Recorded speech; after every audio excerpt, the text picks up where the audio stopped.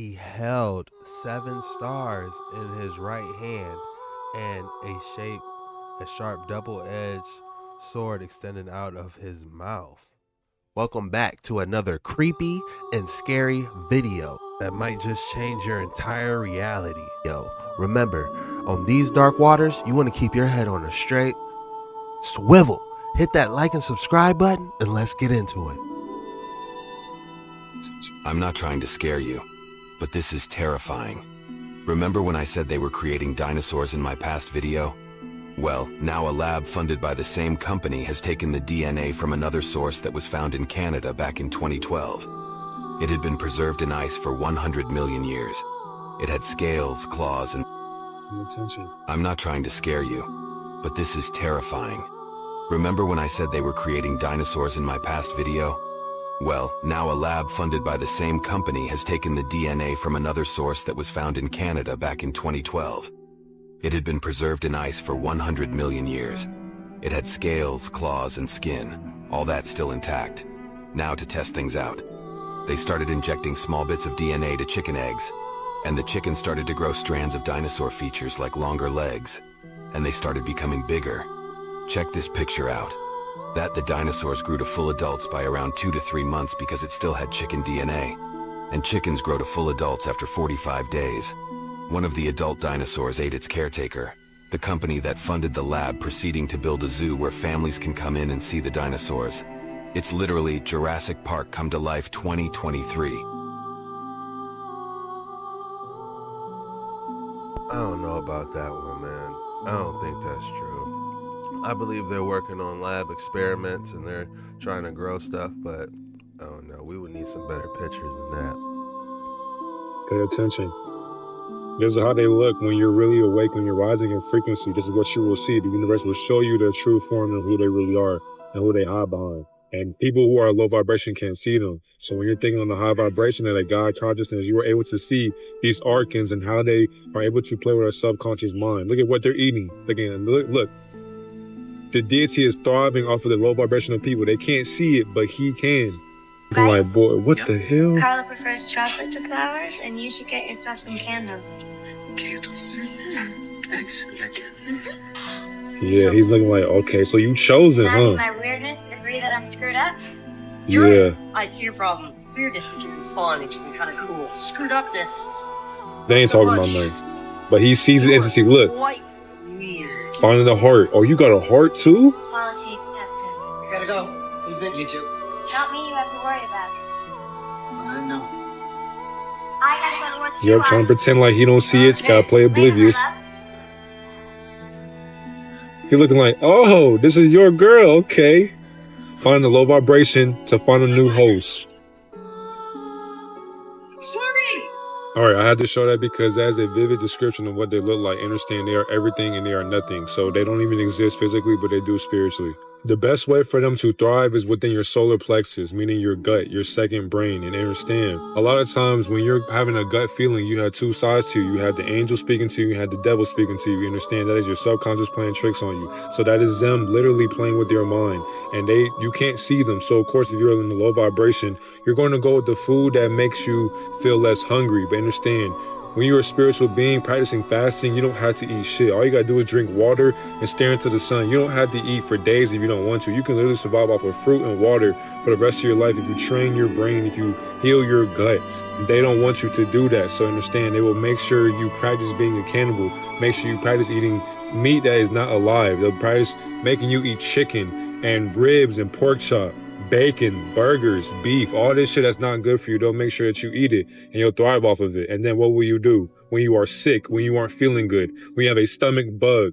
And understand, when people have stomach bugs, that is literally your body rejecting these forces that are playing tricks on your brain. So that is them hiding within your solar plexus, trying to hide and find out who you are as a host. And when they like your body, when they feed off your low vibration, they are able to bring you down within a lower enlightenment to where you're stuck in the low vibration, you're stuck in hell, literally and figuratively. You don't even know it because your energy is so low within yourself. It became a comfortable habit. I hope I said that. Habit. Come on, family.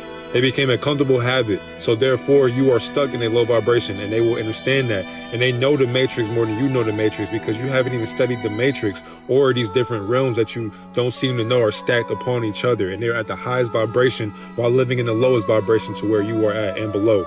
Understand they are the cause of all the negativity that has been placed upon the world. Our default program was evil in the first place. So understand, they ran back to their default program because they lost the creativeness of God, of Elohim. So since they know that, they plan to go against the script. They flip the script, as above, so below. So whenever our realm was caused to be full of heaven, they decided to bring hell, because what is heaven and what is hell?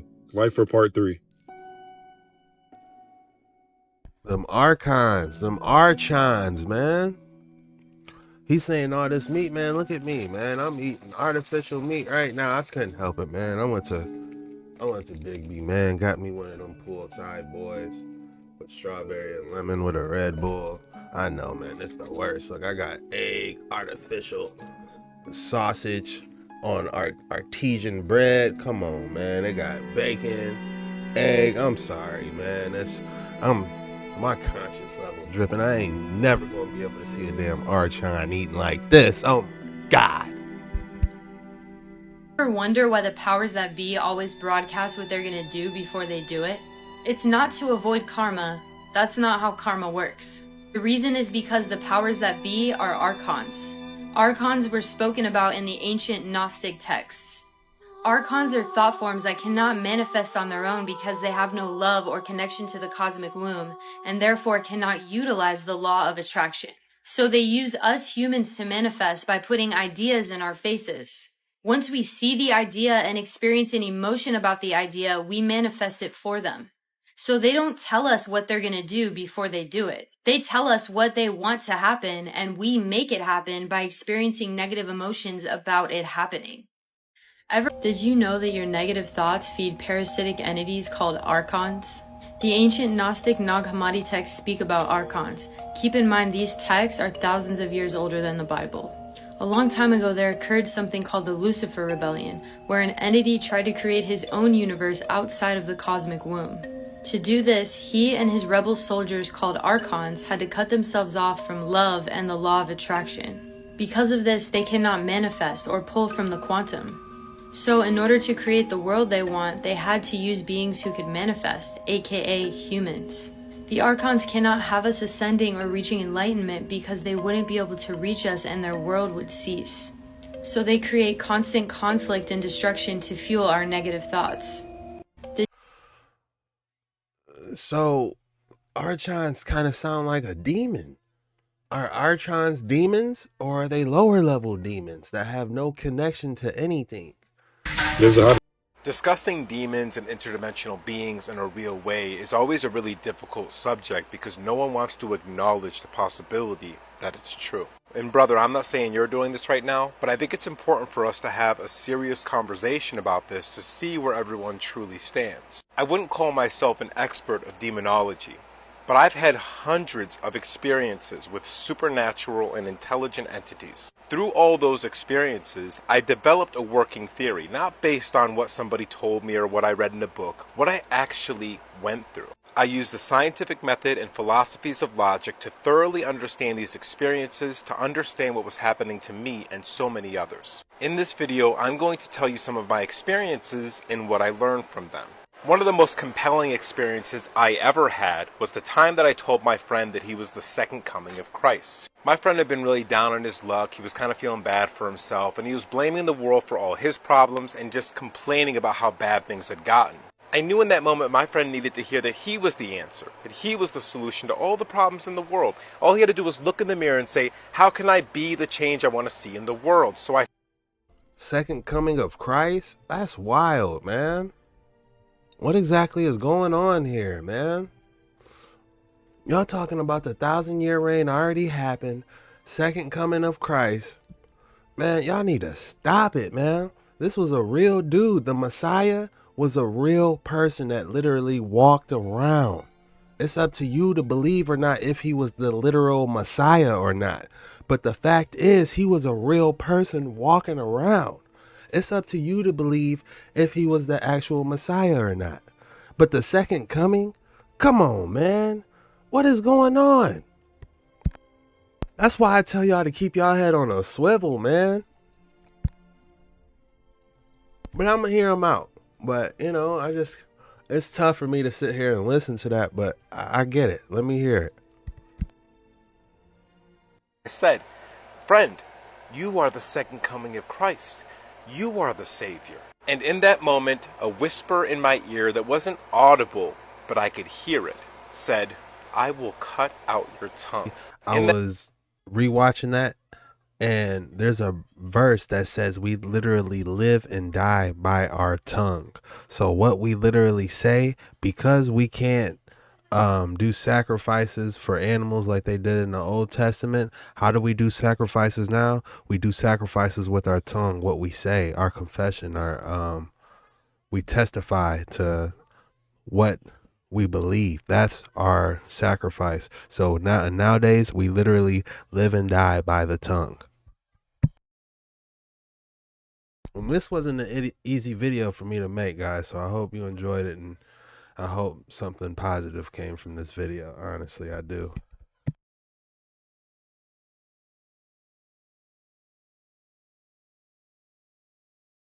In that very moment, I knew that wasn't God or Christ. They would have been like, hey, slow the brakes, buddy. That's not how it works. They would have been kind and understanding and compassionate, you know, like everyone says God is. So I thought to myself, if it's so bad to tell people that the second coming of Christ, why is it that a demon or the devil or some sort of evil thing just whispered in my ear? And before the people go on about schizo and all that, I never heard that in my life. I was 20-something. In the 20-something years I've been alive, that had never, ever happened to me. So what did I do next? I told my friend, hey, listen, that was the most important thing I ever told you.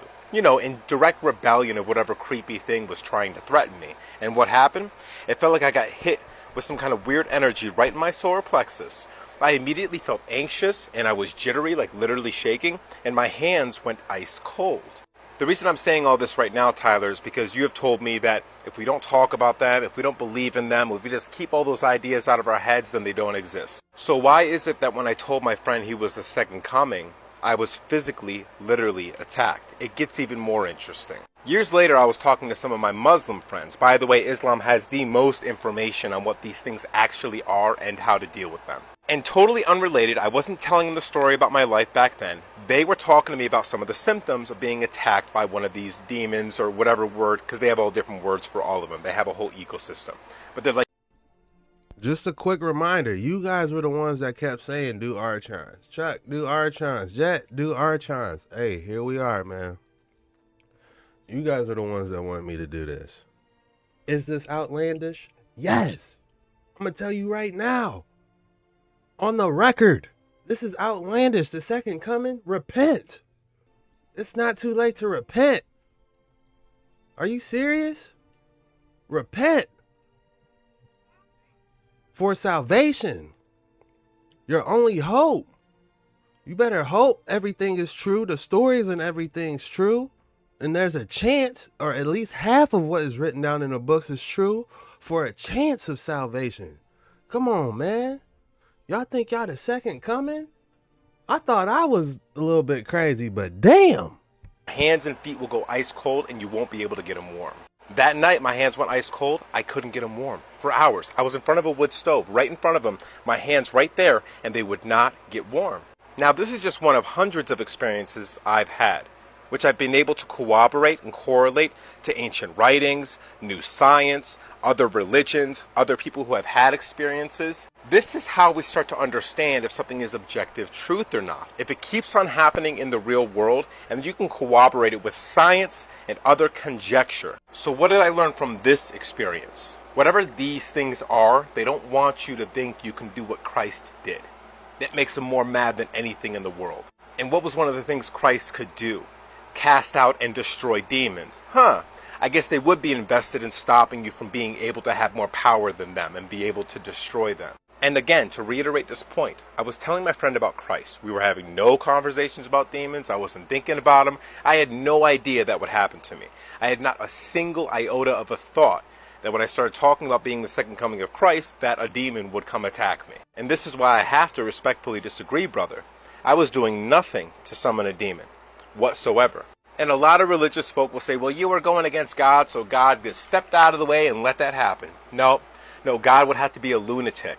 Because if God doesn't tell me what I did wrong, but just lets terrible things happen to me without the message that I need to learn, then that's not a good God anyway. The true one God will tell you when you're messing up. And they'll be polite about it. And they'll guide you. They're not just going to be like, all right, devil, wreck his life. Was Sodom and Gomorrah polite? Was the Tower of Babel polite? No, brimstone and fire. That sky's gonna bust open, you know? Ain't nothing polite. He sent his son down here for a reason, you know? And y'all choose to just, ignore that fact? Okay, I'll be mad too. If I sent my son somewhere and look what y'all did to him, I would be heated. The fact that he still has love and compassion for us after what he did to our son speaks volumes. If we all go outside, we could see his fingerprint throughout the stars, nature, everything. For us to say we're the second coming, you are literally saying we are the creator of everything, because he's been there since the beginning. But he came in human form with his mother, Mary. That's when he came down in human form, but he's always been there since the beginning. He just came down as the perfect prototype. Millions of people witnessed this. There's documented, there's manuscripts, there's artifacts.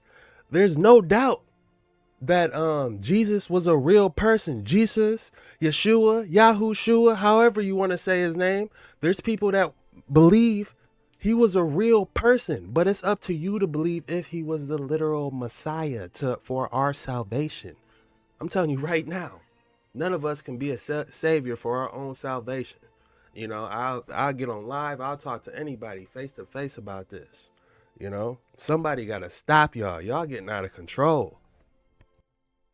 Remember, the story of Job is mostly metaphoric. Maybe there's parts of it that were literal. But the message is, when you endure suffering, you find truth.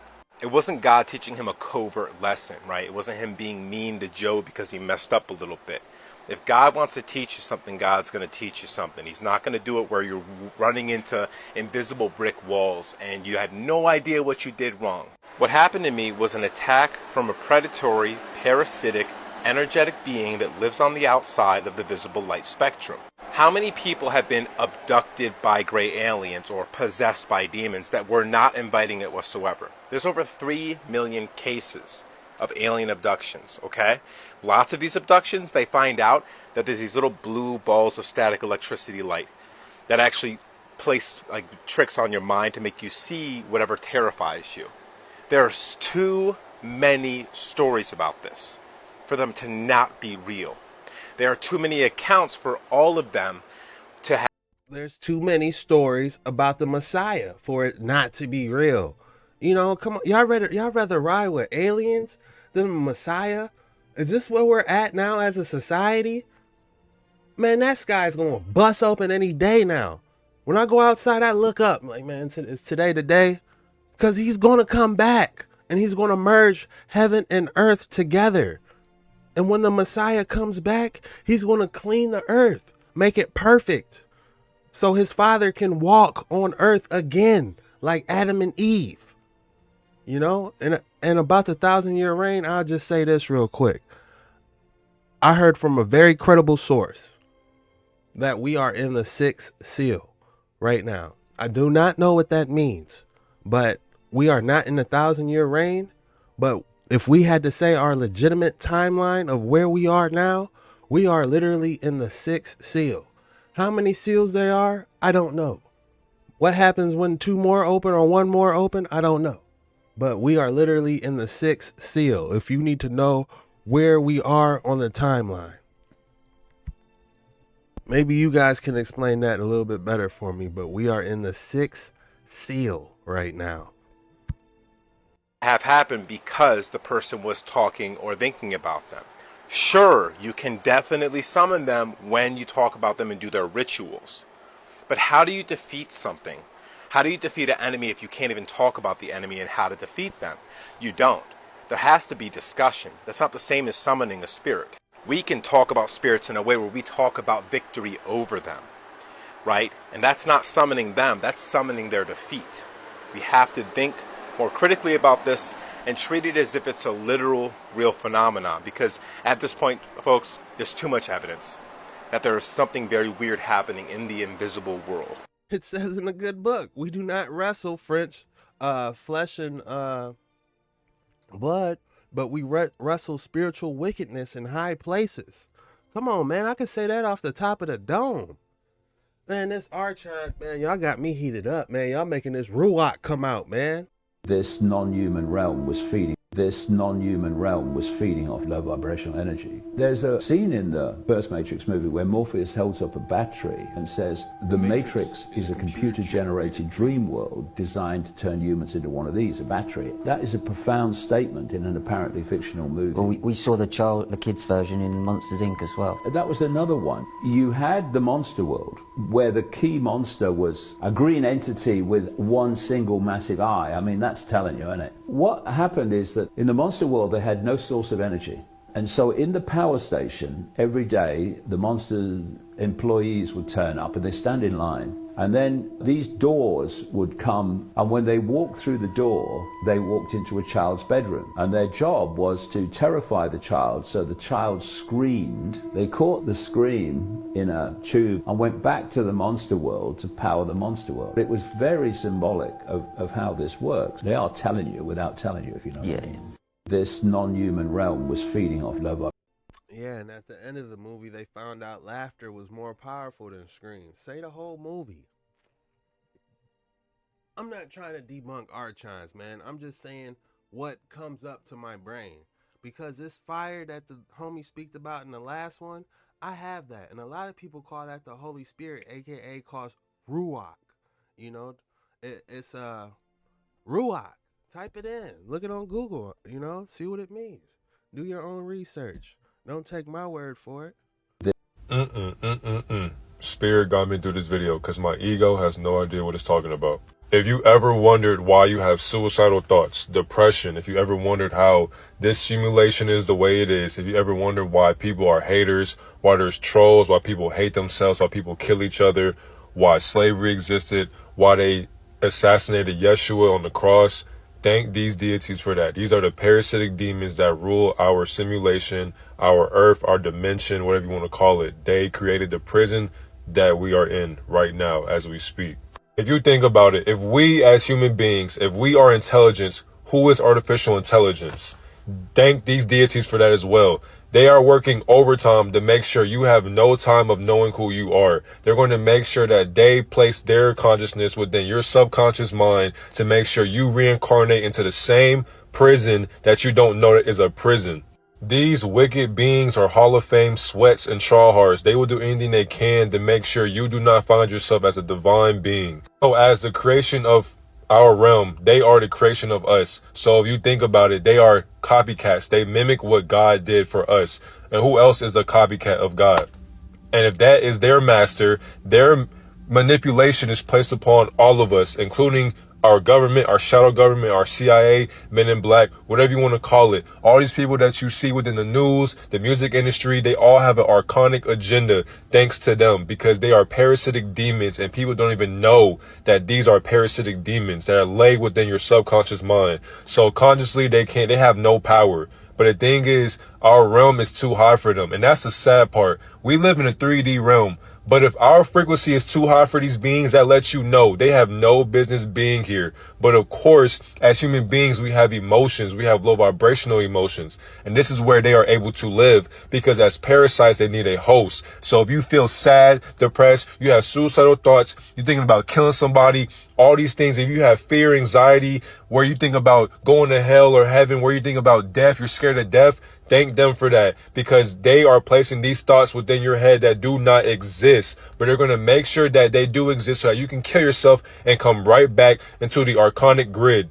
And the spawns of Satan had to make sure for their karmic fate, they had to make sure they put within our Bible, for we do not wrestle against flesh and blood, but against the rulers, against the authorities, against the cosmic powers over this present darkness. What is the opposite of light? Darkness. So these tryhards literally seen, they're the creation of creation. So as we were creating creation, they were like, you know what? I don't want to be good. I want to be bad. So our default program as human beings, we are meant to be evil. That is exactly why it's easy to be evil. It's hard to be good. It's hard to have a good heart. It's hard to give to someone. It's hard to love someone. It's hard to give somebody a hug. It's hard to speak positive to other people because people can't do that shit. Because once you live in an evil atmosphere and you've been fed an evil program, you will live in an evil program. Thank these deities for that shit. It's a spiritual warfare. Physically, we are not at war with each other, but spiritually, we are at war against our own. And if you know the story about Yeshua or Jesus, he was letting us know within the Bible as well. They're telling you, he was telling his father or himself, aka the creator, saying, Father, Father and mother, forgive them, for they not know what they do. Telling us we were programmed in the past, and look at us now. History repeats itself every single year, every single month, every single day. We are programmed by a program that doesn't know it's a program. Like for part 2.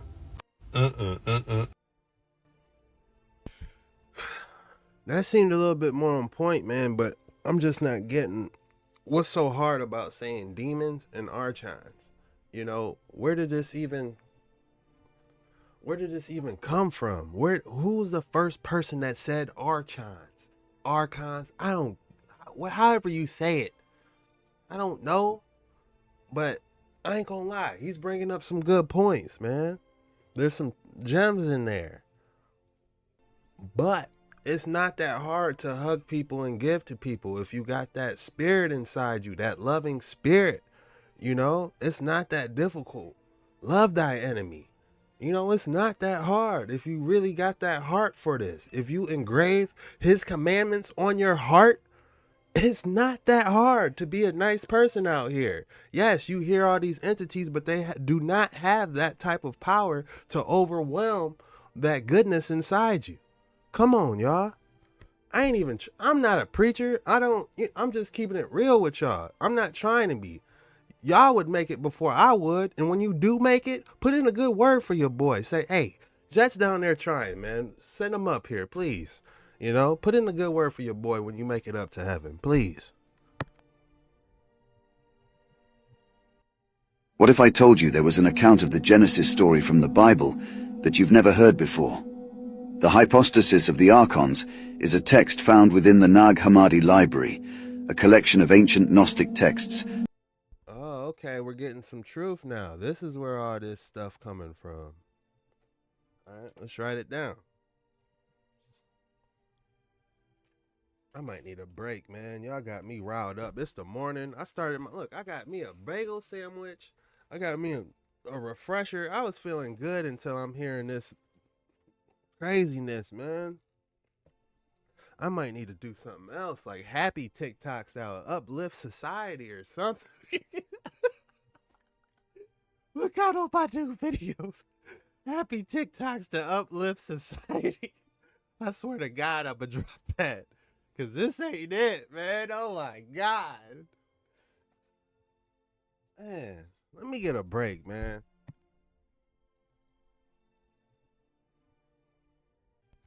So much for this being a 35-minute video. This is probably gonna be a 2-hour boy because we gotta talk about this. You know, I'm not really concerned about the length of the video at this point, man, but we must decrease. He said, I'm gonna make you fisher of men. Okay. You've never heard before. The Hypostasis of the Archons is a text found within the Nag Hammadi library. So anyone who's riding with this, they're putting a lot of faith into the Nag Hammadi library. I'm gonna write that down. You know, a minute since I pulled out this pen. You know it's gonna be a good episode if I look for a pen and pad. I swear. Look at this one. I was going crazy.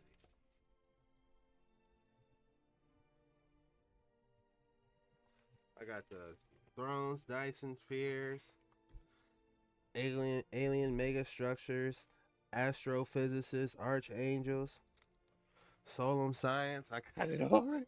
We be on it. I swear we be on it. We're on one now. We're going to get to the bottom of this, and we're going to see how much validity it actually has. But what Brother Man was saying on the last video, I ain't gonna lie, a lot of it was spot on point. But how much validity does this stuff have? What can we take away from it? What type of gems can we get up out of it, that can help society? Discovered in Egypt in 1945. The term hypostasis can be understood as essence or reality, while archons refers to rulers or authorities. Thus, the title can be interpreted as the reality of the rulers, or the essence of the authorities. The text explores themes such as the arrogance of the impostor god, the connection between cosmic and human psyche, and the manipulation of Adam and Eve by the archons. In this story, the archons, initially referred to as exousia, declare themselves as the only gods in the universe. However, they are refuted by a divine voice, indicating their blindness and ignorance. The Gnostics believed that human thoughts could also be blind and ignorant, and they associated this with an act of cosmic egotism. The treatise discusses how Sophia, referred to as Pistis Sophia, creates a heavenly world for the archons, imitating the patterns of the divine pleroma. The archons attempt to copy the human form and create a male counterpart, but they fail to animate their creation. However, through the intervention of the spirit of the pleroma, Adam is infused with a part of itself, becoming a living soul. The text also delves into the forbidden fruit narrative, where the archons forbid Adam and Eve from eating the fruit that would grant them heightened perception. However, the Gnostic interpretation presents a twist, suggesting that the archons allow this prohibition so that Adam and Eve will disobey and gain spiritual superiority over them. The archons attempt to block Adam's higher perception by diminishing his spiritual nature and restricting his awareness. Eve plays a significant role in this version, as she becomes the liberator of Adam rather than the tempter. The archons, attracted to Eve, try to violate her, but she escapes by turning into a tree.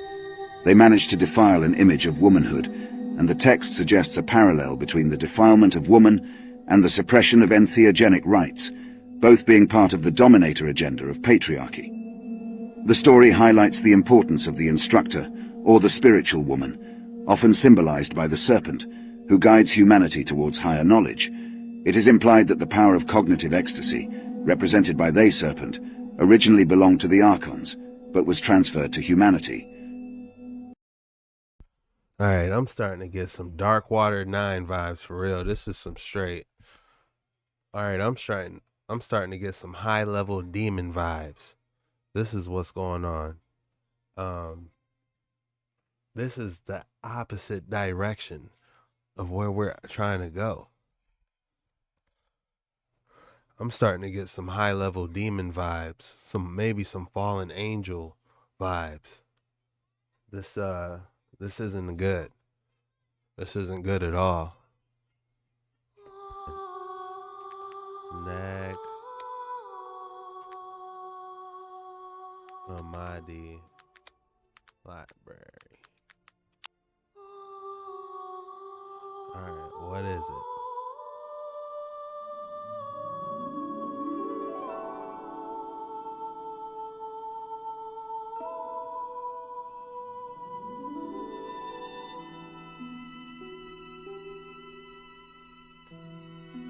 Alright.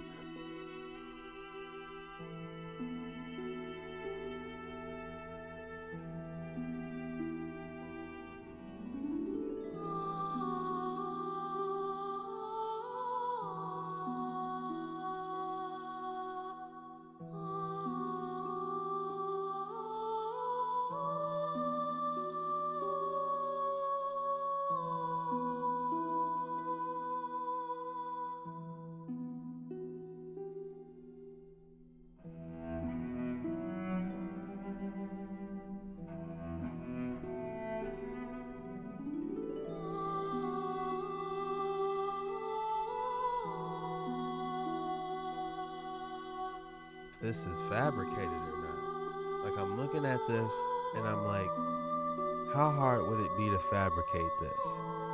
It doesn't look that old, to be honest with you. It doesn't look like they were trying to piece this together. It looks fabricated. If I were to say, is this real or not? My first thing I'm leaning on is this being fabricated. But let's see what else they're saying.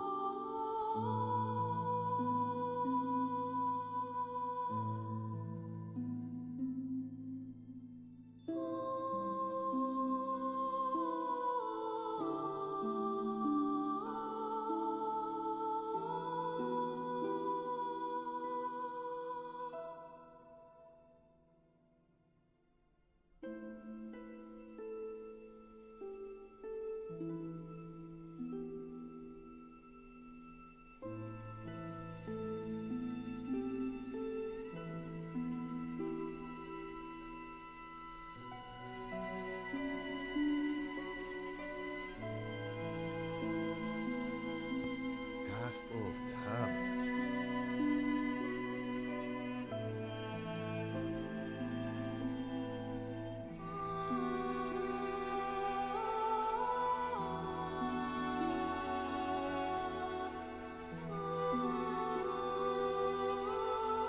Alright, this is the discovery. Scholars first became aware of the Nag Hammadi Library in 1946, making careful inquiries from 1947 to 1950. This is recent. Discovered that a local farmer who was a teenager at the time dug up the text from a graveyard in the desert, local near tombs. 1970s, James Robinson. Who's Gene Doris? So there's nothing about Gene Doris. The actual person who found these texts, there's literally nothing. They literally can't tell me nothing about the person that found these texts. That's interesting.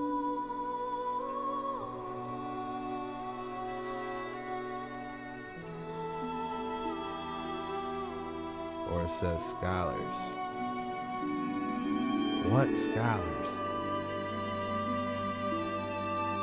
Do we have a name of a scholar? Any scholar? James Robinson.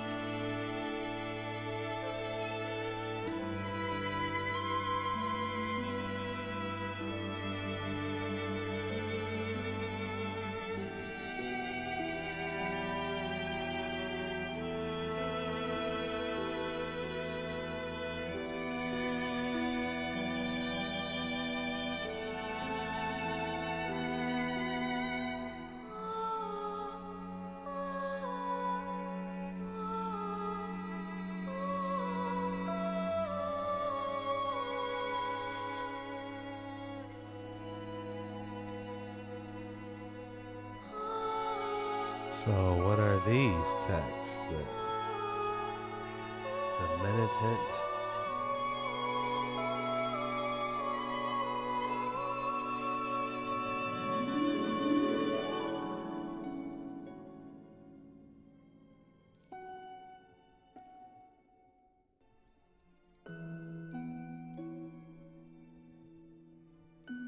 Alright, how do I even say this? The Mentionite Scripture? What in the world?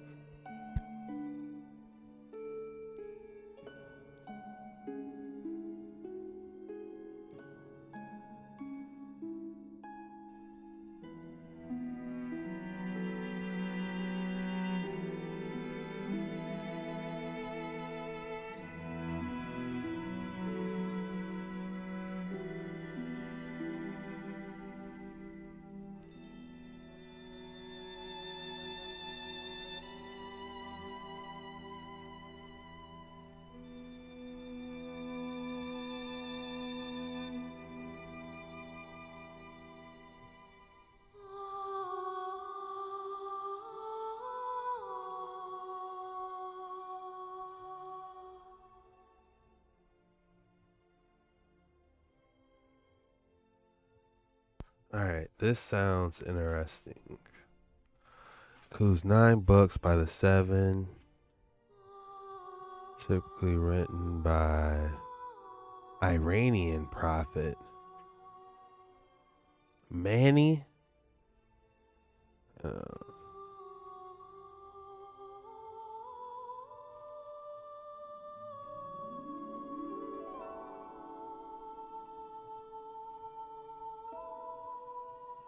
Persian.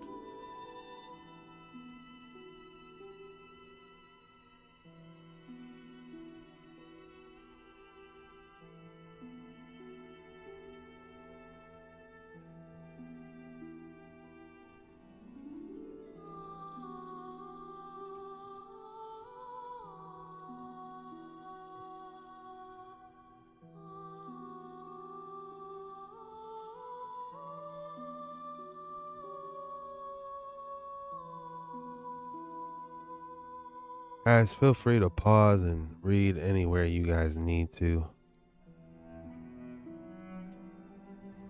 Prophet Manny.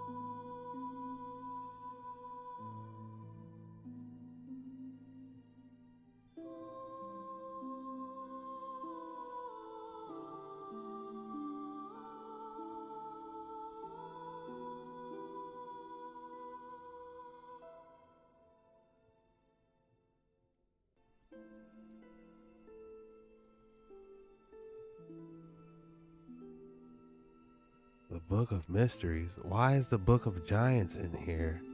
And what is the Book of Mysteries?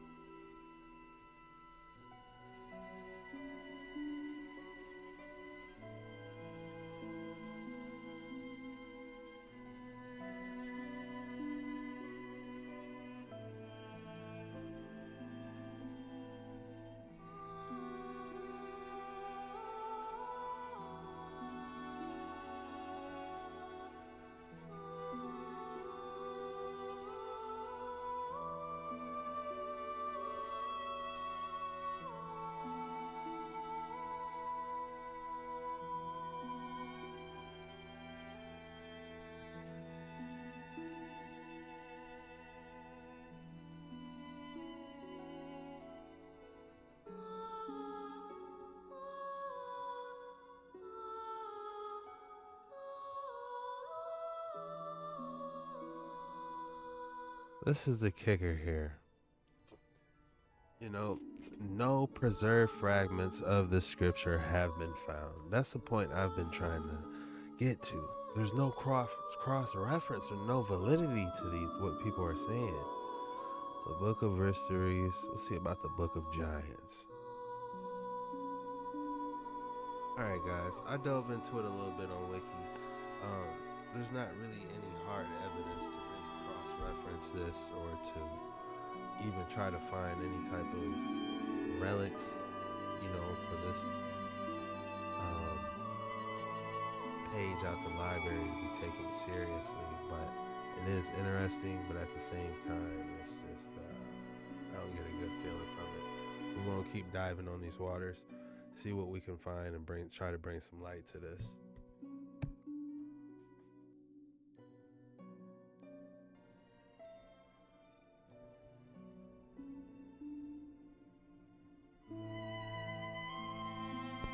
Well, he said that because a lot of people was worshiping anything. They were worshiping golden calves, you name it. And imagine having a child and they love another parent, so it's like, You know, I'd be jealous too. That's just my initial reaction to it. But this is interesting. We're going to dive into this and see what they're trying to say.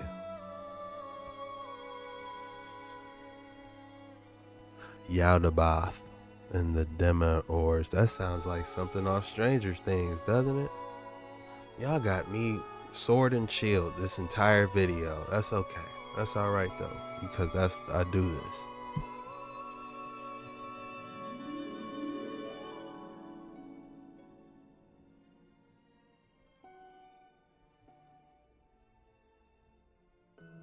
This is light work, to be honest.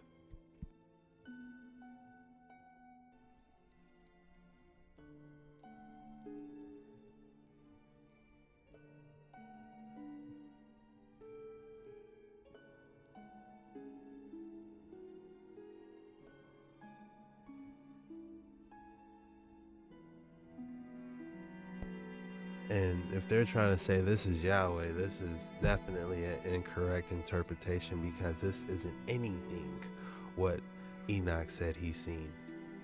He said he's seen a throne with a robe as white as snow and fire surrounding him. So, and he couldn't even look up to see the face.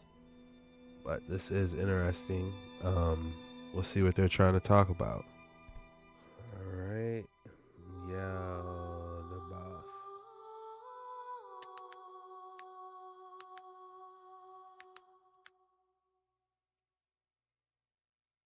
Talk about who Satan is in the Bible, also referred to as the god of this world, whose name is Yaldabaoth, who is the Gnostic demiurge. There's Gnostic creators here that will try to convince you that this is the god of the Bible. I like to refer to one as a pseudo-Gnostic. Yaldabaoth is a lion-headed serpent. First century Christians referred to Eve as Sophia. This is Coptic for the word wisdom, which in Hebrew the used here is Chokmah. Yaldabaoth is the son of chaos and was formed by Sophia. Yaldabaoth is also the embodiment of ignorance and arrogance, and through his ignorance and arrogance created 6 archons, making him the 7th. Yaldabaoth is the equivalent to the serpent that is in the garden. The 7 forms of Yaldabaoth forms the tree of knowledge of good and evil, and each serpent representing one of the 7 deadly sins. And this is a depiction of that tree. The tree of knowledge of good and evil is good inclination or evil inclination. Therefore, it's free will. This is symbolic of serving thyself. These are the forces that are in control of temptation. This representing your physical form, your mental form, your emotional form, your soul form, your holy form, your desire form, and your spirit form. The word serpent is synonymous with dragon, alluding to the 7-headed dragon in Revelation. In Genesis, it talks about how the serpent was cursed to crawl on its belly to eat the dust for all eternity. A serpent can only sliver on its belly. Therefore, if it's crawling, that implies legs. Therefore, the 4 legs and the tail and the head representing 6, and then the beast in its entirety being the 7th. The demiurge is the serpent that whispered in Eve's ear, because due to ignorance and arrogance, Yaldabaoth was not aware of the Creator. Because at this point, the light and the darkness had already been separated. Separated from the Godhead, which is the God the Father, God the Mother, God the Son. Or God the Father, God the Son, God the Holy Spirit.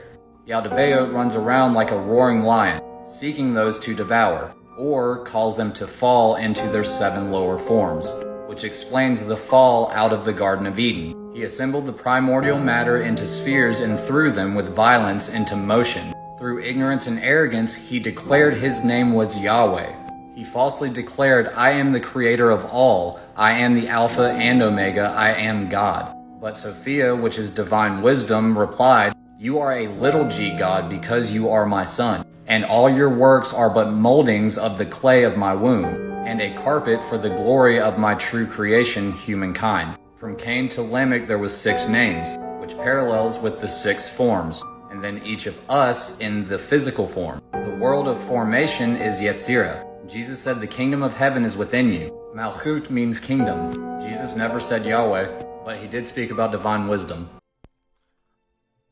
You know, I'm not getting a real positive vibe from this, from the the music and the tone and all these, creepy pictures, but there is something interesting about this. He said he assembled primordial matter into spheres and threw them with violence into motion.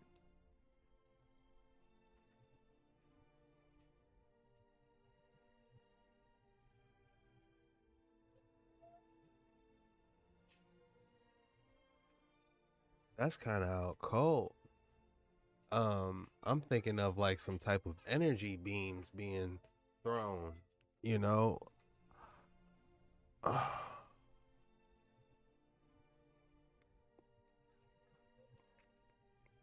don't know, man. I need your guys' thoughts below on this one. This is all new to me. This I see these waters get deeper and deeper. They get darker and darker. How can one obtain salvation from this knowledge? I do not know. But we're going to dive in nevertheless, because we need to go through everything layer by layer, precept upon precept, and we need to lay everything out on the table.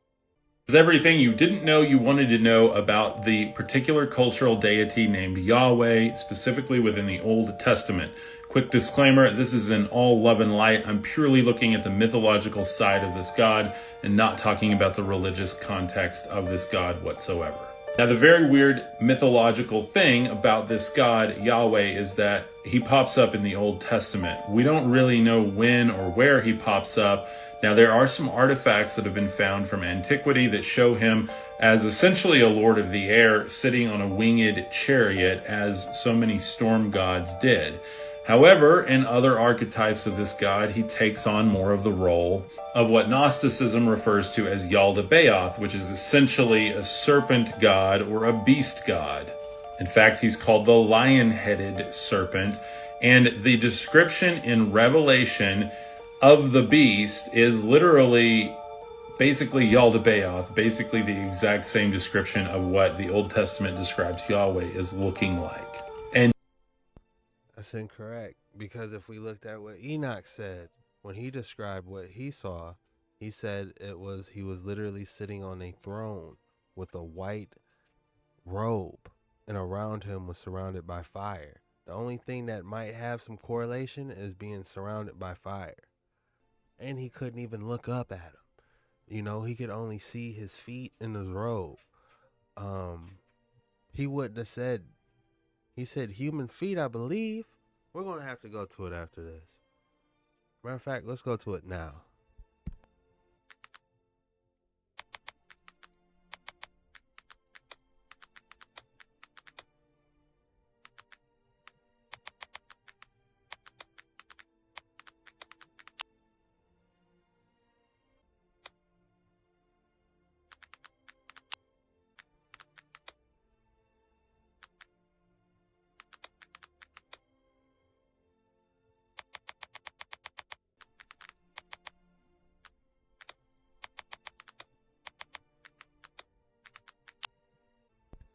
I couldn't find the Enoch verse, but I did stumble across something extremely interesting. Revelation, and in the midst, 113, in the midst of the lampstands was one like a son of man. He was dressed in a robe extending down to his feet, and he wore a white golden belt around his chest.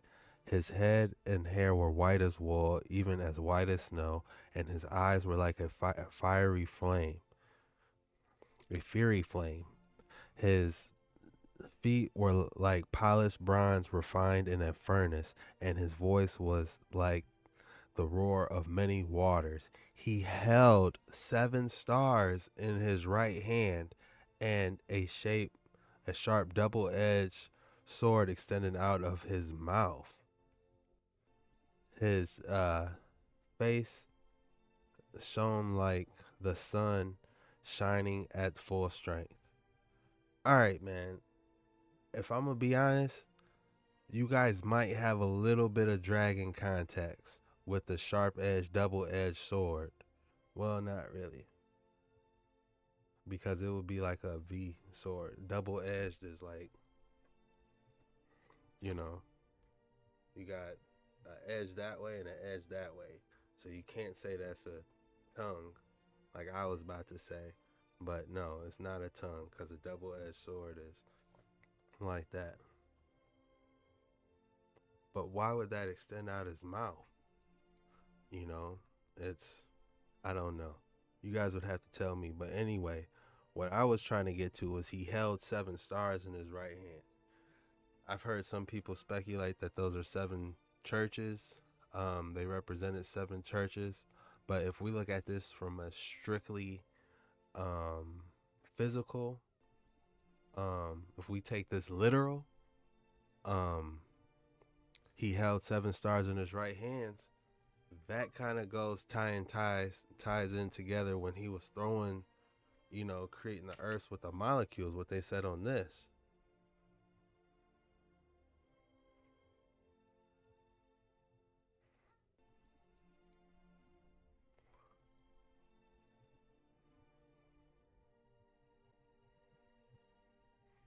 This kind of reminds me of it. He assembled the primordial matter into spheres, and through them was violence into motion. Someone with the fiery eyes, they're not playing. And in Revelation, they were talking about the Son. They weren't talking about the Father. So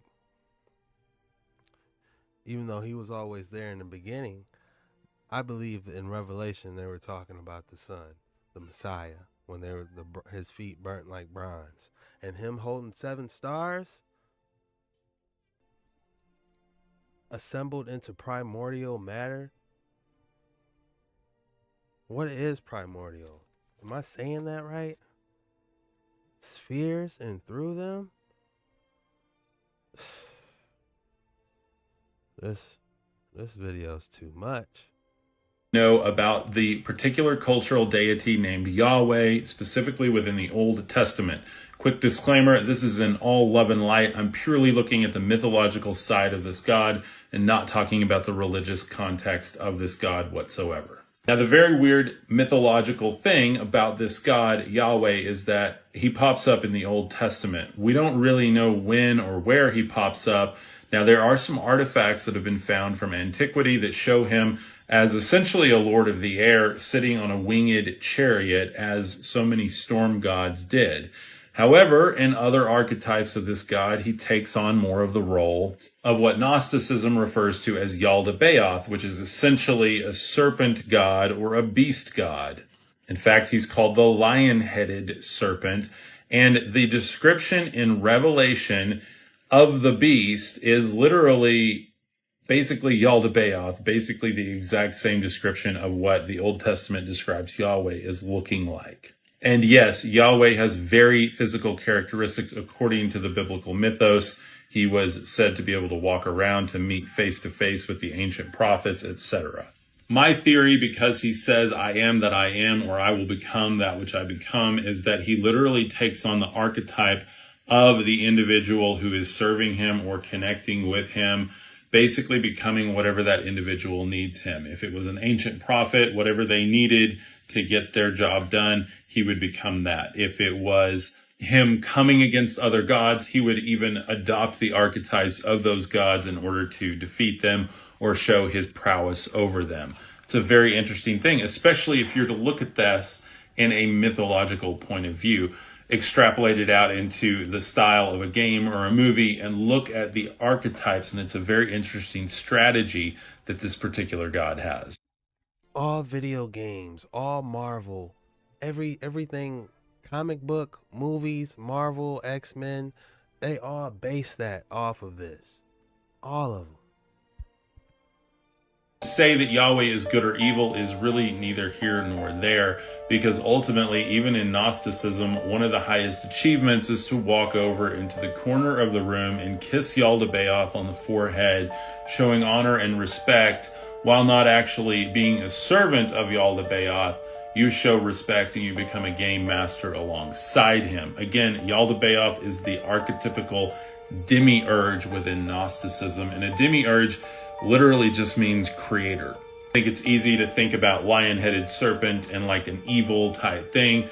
when really are all things not necessary when we start looking at biblical mythos and extra biblical mythos. At the end of the day, it's all story devices, in my humble opinion. But hey, what do you think? Leave me a comment. My name's Cub. I explore the supernatural mythos every day. He said, lean over and kiss him on the forehead. Oh my goodness. They're trying to be in the bosom of the Father, man.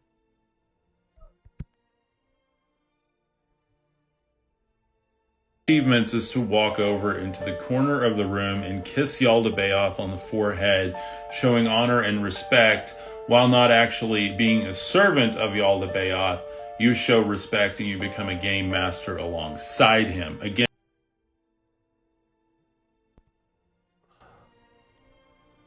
I get it now. It's how can you guys be aside him when nobody created this? Like when he's the literal creator of all this is the part I feel like a lot of people are missing. Like you're like, oh, I can achieve all these type of powers just so I can do this, but instead of being grateful that all this got created in the first place. Imagine a deity that defies conventional description, neither holy lion nor serpent, but a captivating fusion of the two. The lion's head, crowned with a majestic mane, exudes an aura of authority and regality, while its eyes harbor an inscrutable wisdom that beckons further exploration. The serpent's lithe and sinuous body, adorned with iridescent scales, moves with a grace that hints at hidden secrets, as if the very cosmos itself were contained within its coils. His name is Yaldabaoth, this embodiment of paradox, majestic yet intriguing, commanding yet mysterious, symbolizes the core of Gnostic philosophy. The lion-headed serpent represents the demiurge, a deity who, despite his apparent power, remains oblivious to the greater divine realities. It embodies the duality inherent in Gnostic cosmology, a world where the material is both captivating and deceptive. In Gnostic cosmogony, there exists a divine, transcendent realm known as the Pleroma, which is beyond human comprehension. Within the Pleroma, there are multiple divine emanations called eons, each representing different aspects of the divine nature. Sophia, one of these eons and personification of wisdom, plays a significant role in the emergence of Yaldabaoth. Sophia, despite her exalted status, experiences a moment of confusion and ignorance. She becomes separated from the divine order of the Pleroma and desires to know more about the divine mysteries. In her spiritual turmoil, she unintentionally gives birth to Yaldabaoth, a being she conceives without the consent or knowledge of the other eons. Yaldabaoth, born from Sophia's divine but uncontrolled impulse, is inherently flawed. He possesses a distorted understanding of his own origins and the divine realm. In his ignorance, Yaldabaoth falsely believes himself to be the supreme deity and proclaims his sovereignty. Blinded by arrogance and unaware of the higher divine realms, Yaldabaoth sets out to create his own realm, which becomes the material universe. In his limited wisdom, he fashions this world in his own image, imbuing it with imperfections, suffering, and ignorance. Yaldabaoth is often described as an imperfect craftsman, creating a suboptimal and chaotic cosmos. Gnostics believe that humans, who contain a divine spark, or a portion of the divine light within them, are the result of Yaldabaoth's misguided creation. Yet this divine spark is trapped within physical bodies, subject to the limitations and suffering of the material world. The Gnostic worldview centers around the idea that humans can awaken their divine spark through gnosis, a form of spiritual knowledge and insight. By acquiring this knowledge, individuals can become aware of their divine origin and the flawed nature of the material world created by Yaldabaoth. The ultimate goal of Gnostic spirituality is to liberate the divine spark from the influence of Yaldabaoth and the material world. Through this process of awakening, individuals seek to return to the Pleroma, their true spiritual home, and escape the limitations and suffering imposed by the Demiurge's creation. I believe the word is heresy, is what that was, you witnessed. It's just tough, man. It's just, there's no love in that, man. Gnosticism, whatever you guys want to call it, that ain't the move.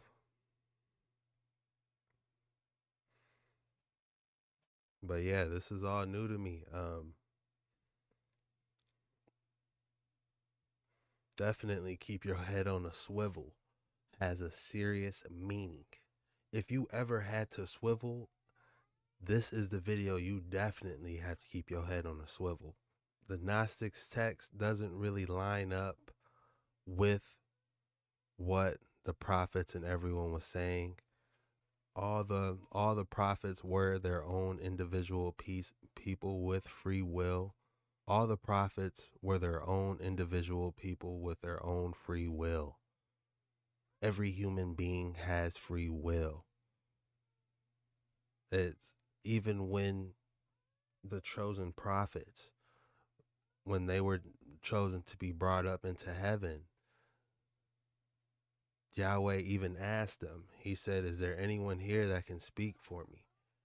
You know, he always gives you a choice, you know? It's so to say that he acted in the prophet's stead is outlandish in my views. A lot of this video is outlandish, but it is definitely interesting.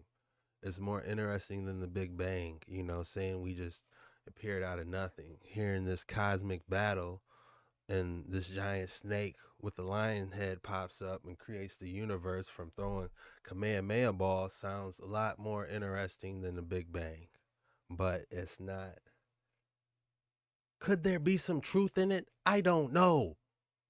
But it's up to us to gather the gems and to have the discernment to see through the lies. This, like I said, this is my first time even seeing it. This is, so, you know, it's not going to be the last. We're going to have to go even deeper into it. So, you know, and the fact that people say that, oh, we're walking around bad all day and, you know, you hear these bad thoughts, you know, you just got to clean your cup out, man. Let me show you what I mean by cleaning your cup out.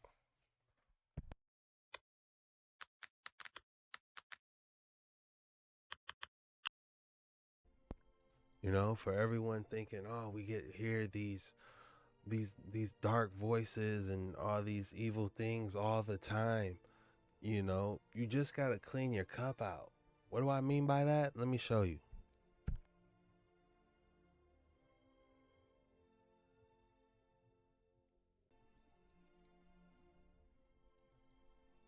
The purifier, the perfect prototype, can do this. The Messiah. You know, once your cup is clean, you might hear, you know, the urges, but they're not as bad. You know, you can completely eliminate it if you don't even put yourself in those positions, you know? So sick to death of people acting like there are like hidden books of the Bible or things that Christians don't want you to know. And whenever they talk about it, they always bring up some book that's all over the internet and has been in every library in the world for the last 1,000 years. The Gospel of Thomas is not some secret book that contains hidden knowledge that the church doesn't want you to know. You just don't read. And that's the thing, whenever people talk about it, they always just mention some Gnostic text like the Gospel of Thomas or the Apocalypse of Peter. Gnosticism has not been hidden from you. It's just dead. And then they want to act like it's such a conspiracy that it wasn't included in the Bible, which is weird because these are the same people who will point out all the so-called contradictions in the Bible and then say, well, why isn't this book that contradicts everything in the Bible not included in the Bible? This irritates me because I see these videos and they have like 200,000 likes and people are in the comments saying, yeah, see, this is why you have to open your mind. Oh yeah, you're so enlightened because you don't blindly believe everything you hear in church. You just blindly believe everything you hear on the internet. That's so much better. We should all know by now I love a good controversial video that gets people to think outside the box. And that's exactly what this video is going to be. So if you can't put your cognitive dissonance to the side, this video isn't for you. We're going to cover the Gnostic teachings that take everything you know about Christianity and flip it on its head. Imagine the God of the Hebrew Bible that created this world along with Adam and Eve is not the real God. The greatest trick the devil has ever played is having the world believe that he is God. And that's exactly what the Gnostics believe. They believe the God of the Old Testament who created the world in Genesis along with Adam and Eve is not the real God. He's a lesser evil God known as Yada Ba'ot. Yaldabaoth's goal is to have humans worship him in his material world and not discover their true identity. When humans are too consumed by this material world, they don't find that divine spark that lies within them. They end up coming back to this world. This is known as an Archon soul trap.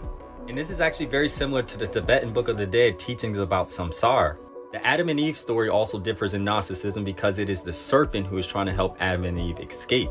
Now you'll see a lot of older Christian artwork where Adam and Eve are consuming mushrooms. The psilocybin in mushrooms is known to help access divine thoughts from higher realms. And because Adam and Eve tried to obtain this knowledge, they were cast out the Garden of Eden. If you look at it from the Gnostic point of view, the God from the Old Tea does kind of seem like he's gatekeeping, and he's very jealous and vengeful. The Great Flood wasn't to punish man for evil, but instead it was a punishment for mankind becoming closer to finding the light in their true self, which is Christ consciousness. Christ was a divine being who was sent from the spiritual realm and the real God to liberate humanity from this illusionary world. Christ's teachings were meant to lead individuals to self-knowledge and spiritual transformation, rather than adherence to religious rules and dogma. Why were the political concepts of the left and the right copied from Gnosticism? You didn't realize that this false dialectic is 2,000 years old? I'll show you.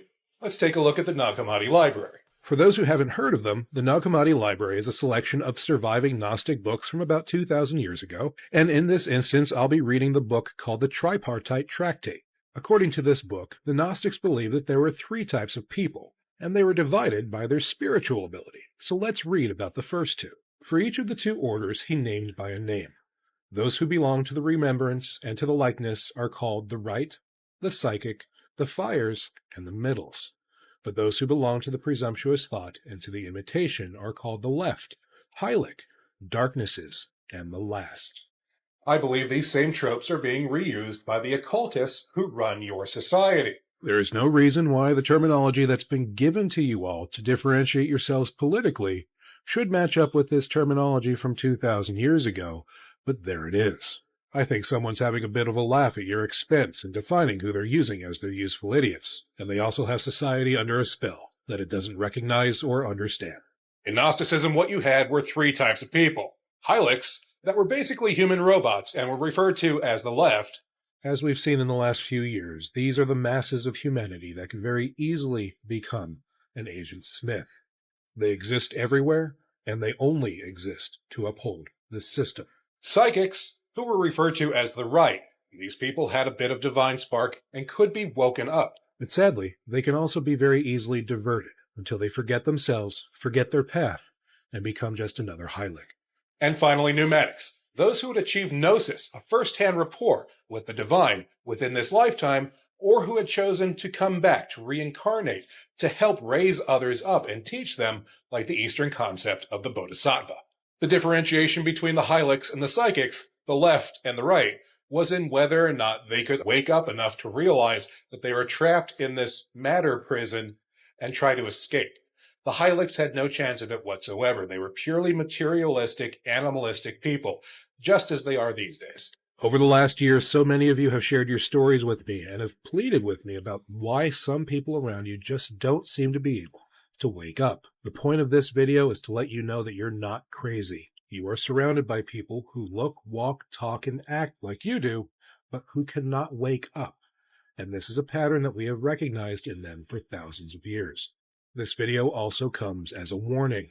Things are about to get very uncomfortable in the world, and the Hylics will be used as mouthpieces to keep you distracted.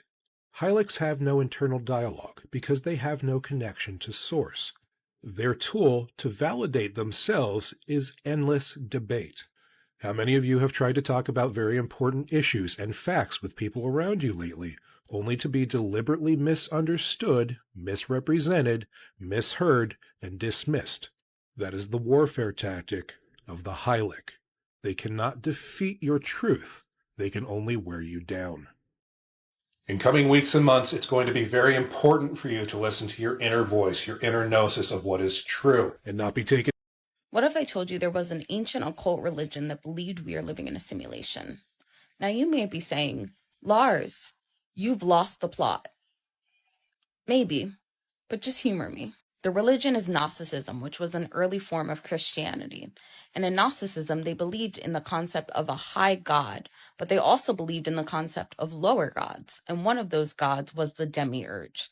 The demiurge created the material realm. The material realm in Gnosticism is a lot like the shadows in Plato's allegory of the cave. We perceive the shadows, but there is a higher realm that is casting those shadows, a higher realm that is the base reality. An interesting parallel between the demiurge and AI is that the demiurge was a lower god that was created by Sophia, Sophia being the goddess of knowledge. So the entity that created the material world was created from a source of knowledge or information. An interesting thing about Gnosticism is that they believed in the concept of reincarnation as a curse, as a way of trapping the human spirit in the material realm for infinity. And that is what the demiurge does. Kind of like respawning in a video game that never ends. Gnosticists believe in the power of gnosis, which is accessing higher knowledge to understand the reality of higher realms, the base reality. Yeah. That God is actually the devil. That it. You ready to be triggered as fuck here and go down this dark rabbit hole with me? I'm talking about the Gnostic teachings of Christianity. Right off the bat, I want to say, this is really hard information to find. I mean, so much of the teachings has been destroyed. And here's the thing. Whenever someone is destroying certain teachings or censoring certain things, there's a reason behind it. It's never like, oh yeah, we don't want people to be misinformed with the wrong thing. No, you don't want people to be informed by the truth. I'm going to give you a really simple, quick breakdown. In these teachings, the God of the Old Testament is actually not a good guy.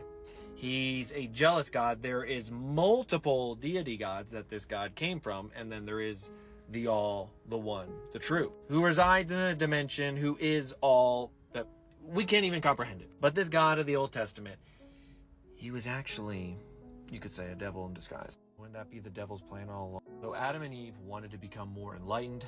This God did not want that. Now here's what, I'm going to have my hot take on this right here. Please listen to this part.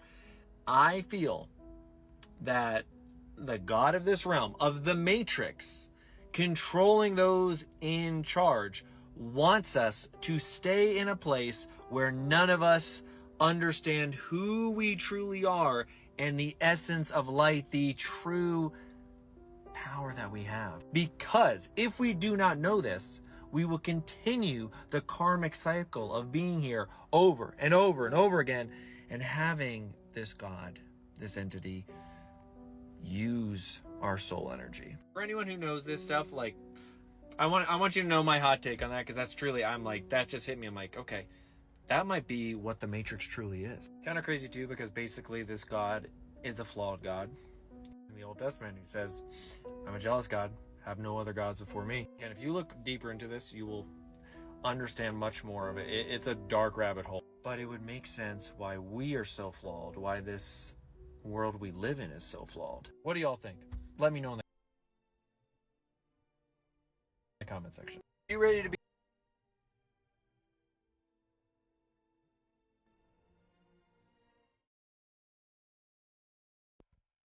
Again, I think the reason he said do not worship any other gods is because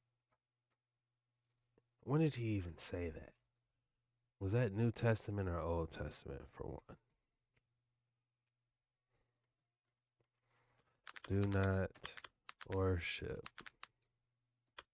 any gods chapter. That was in Exodus. That was Old Testament.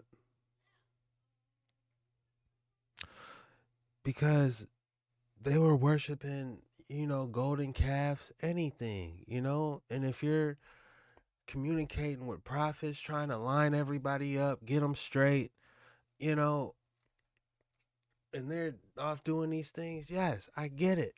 You know what I'm saying? It's a way of trying to express your love for them as a father's love to his child. That's why he says that. I do believe he wanted to keep certain knowledge from us. We see that when the angels were teaching humans to do all different types of stuff that they weren't supposed to learn, like makeup, how they showed them how to make weapons. You know, you could hurt other people. That's not cool. We weren't supposed to write. You know, we weren't supposed to even use a pen and a pad. We were just supposed to walk around breathing forever, you know, on this earth. He made a paradise. Could you imagine earth in its first form, a paradise? There's nothing else. There's Earth is a realm and there's literally nothing else. So yes, we're trapped inside here, but at the same time, it's a beautiful paradise, you know? So this is tough, man. This is not an easy video to make. I'm gonna be honest. If you guys made it this far, be sure to hit that like and subscribe, man. But above all else, you know, be sure to do your own research on everything. You know, just don't take what someone says. But yeah, I appreciate you guys. Thank you for coming to this video, and I'm gonna see you guys on the next one. Peace out.